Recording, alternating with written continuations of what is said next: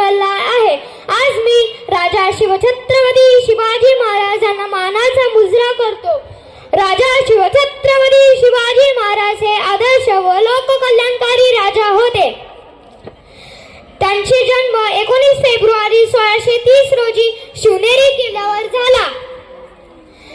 त्यांच्या वडिलांचे नाव शहाजीराजे भोसले होते व आईचे नाव जिजाबाई भोसले होते। वयाच्या 15व्या वर्षी मावळ्यांसोबत त्यांनी स्वराज्य स्थापनेची प्रतिज्ञा केली। शिवाजी महाराजांनी गनिमी कावातंत्राचा वापर करून अनेक गड किल्ले जिंकले। त्यांनी शक्तीपेक्षा युक्तीचा वापर करून अनेक बलाढ्य शत्रूंचा पराभव केला। 6 जून 1674 रोजी शिवाजी महाराजांचा राज्याभिषेक झाला। शिवाजी महाराजांनी आपल्या स्वराज्यात सर्वांना समान न्याय व समानतेची वागणूक दिली।